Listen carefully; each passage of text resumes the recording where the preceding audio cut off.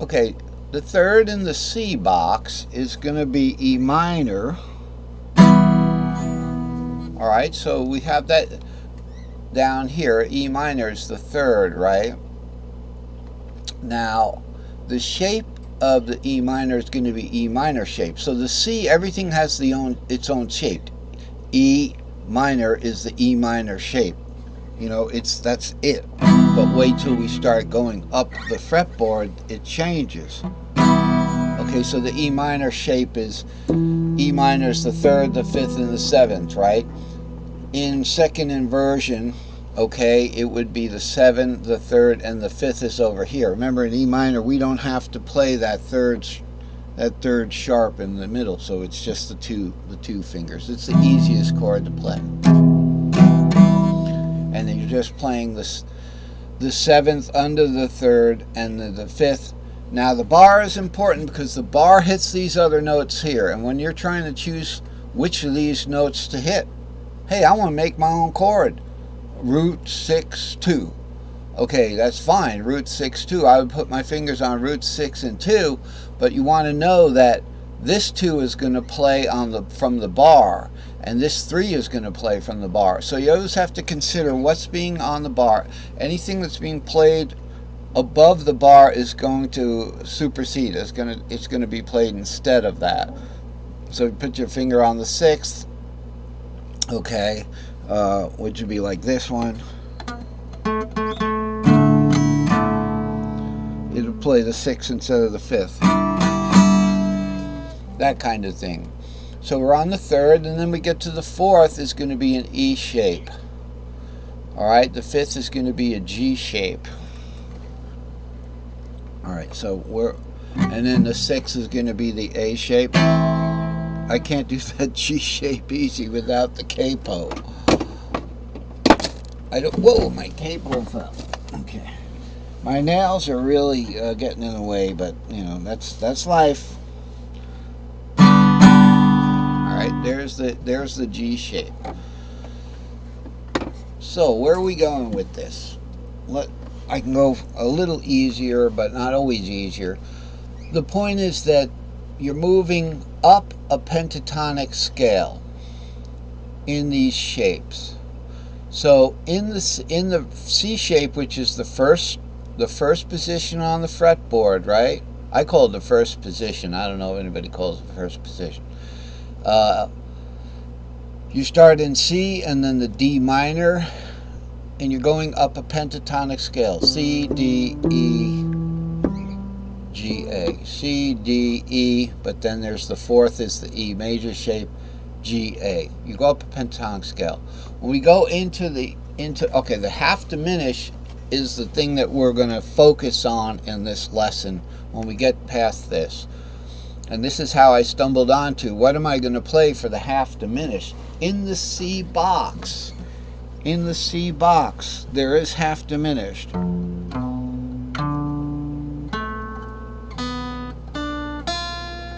Kind of thing. But that's really not a chord. So it's difficult. So we kind of have to find a chord that we can play here. And if I bar it and use the bar and bend my fingers, it's like kind of an inverted half diminished 7th chord, and then it resolves to the C is the next one up. Now the thing about half diminished, if you have a C chord here, alright, let's say we got a C chord here, all you have to do is drop the three scale levels note by note. So instead of root 3, 5, root, you would do 7. Okay, the 3 would go to a 2, the 5 goes to a 4, so you just find one of them, right? The 4, there's a 4 below it up here. Okay, so over here, if we look at this, that 4 is way down here, so it's too far down because it drops a whole step down there. And you know, from the 5th to the 4th, So we can't just take a chord and spread it way out. We can do that, but it's difficult. I could show you. Okay, so the C chord would be, the C arpeggio is like,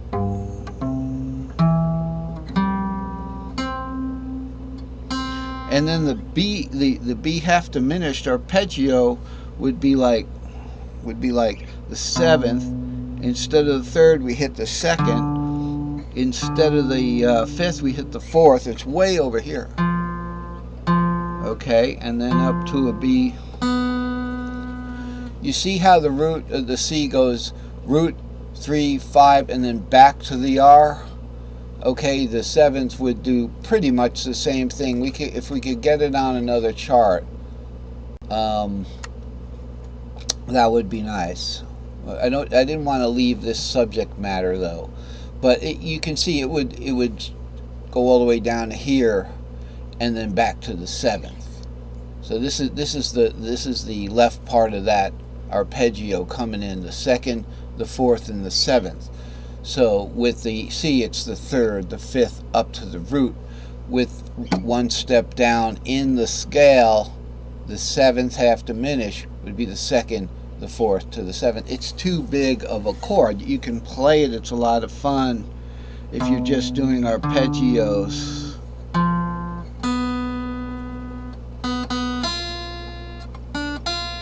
But you're not going to make a chord out of it. So it's too big. So we're going to talk about that, how to select these chords. But for now, in the modal realm, staying within the mode, it's just important to know that in cage, we start the first cage position. This would be C, and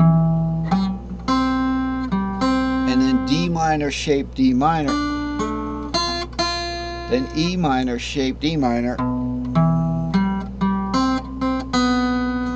then F, the E-shaped F, right?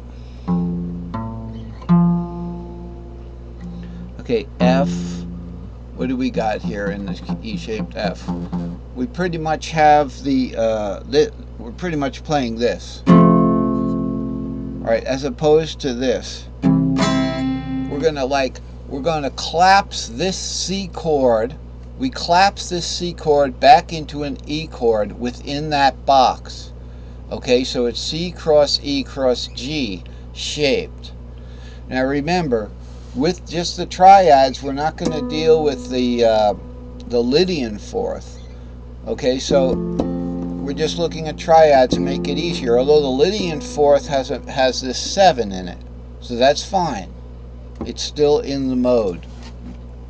The fourth, we play an E shape, okay, and that we could do that. You can even do that pentatonic. So the C shape pentatonic, and then the E shape pentatonic, which is the fourth, then the fifth, back to the first.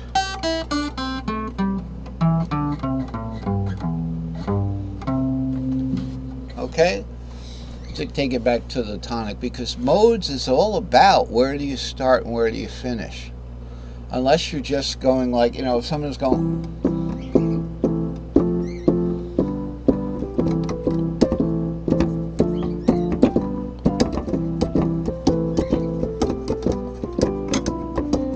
you're all over the place with that little solo, and that's why soloing is easy. It's not hard, because you're playing to something already being played, and but there's probably more to it. You do want to follow the chords, but sometimes you don't. Sometimes you just go on your own melody. But the point is, to get those chords to be meaningful, we have to follow the mode. So what happens in cage? So if you'll just accept right now that the C shape is going to be these notes where we can arpeggiate that or actually try to play a half diminished chord. They're going to be in different shapes, and that's going to be the subject of the rest of this when we get to it, the second half of this